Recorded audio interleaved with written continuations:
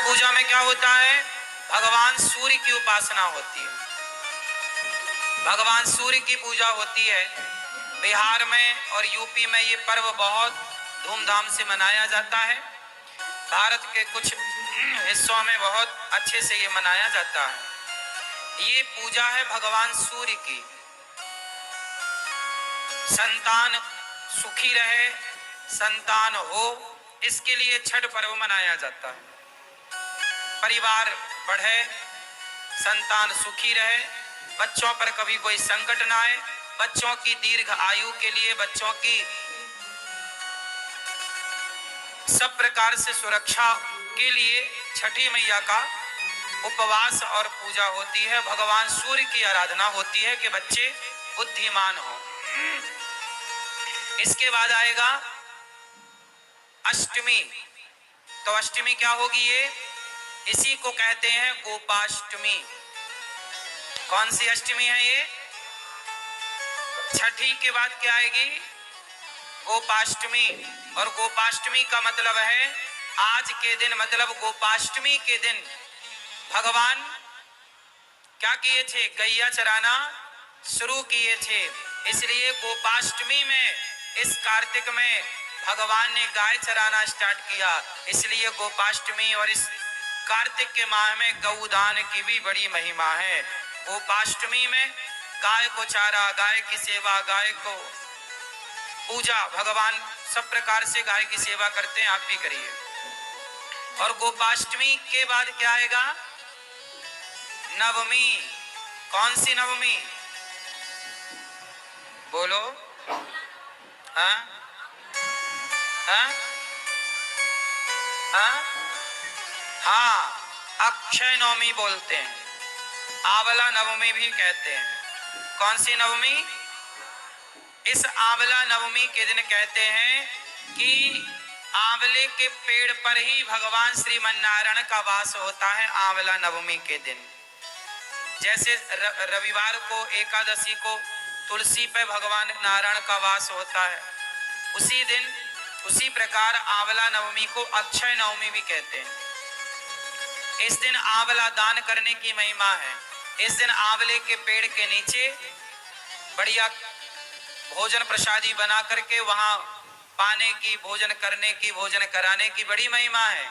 हमें बचपन में याद है, हम लोग, हमारी माँ और हम लोग जाया करते थे खेतों में, जहां आंवले का पेड़ होता था, वहीं बढ़िया बनता था प्रसाद, वहीं भोग लगता था, वहीं खाते थे।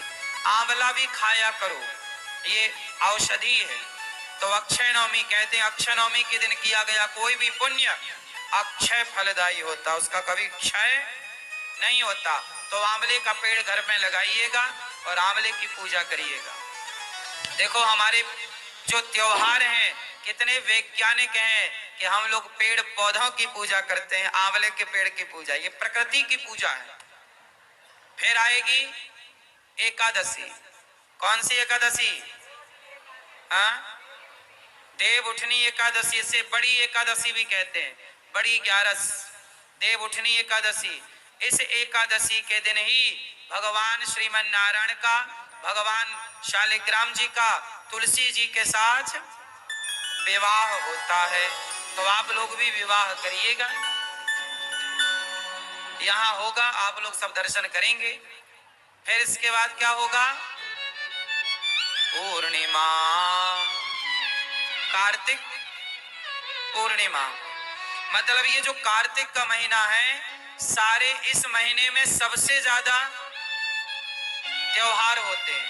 हमारे सनातन धर्म में जितने भी महीने हैं, सब महीने एक से बढ़कर एक हैं, पर कार्तिक माह में सबसे ज्यादा त्योहार होते हैं। इसी माह पर दीपावली होती है,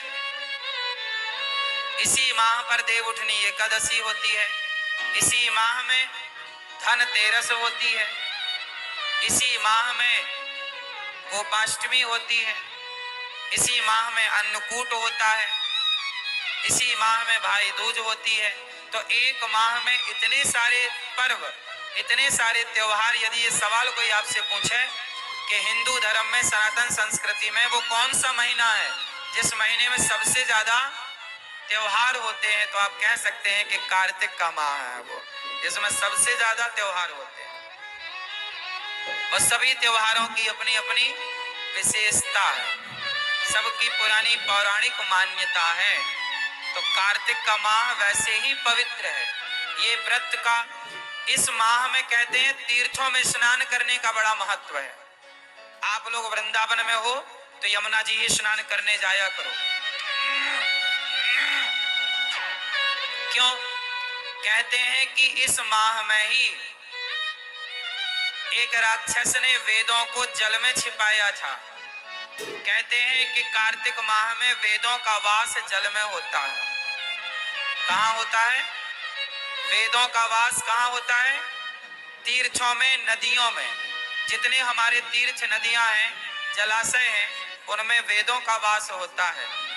इस महीने में वेद जल में शयन करते हैं, जल में वास करते हैं।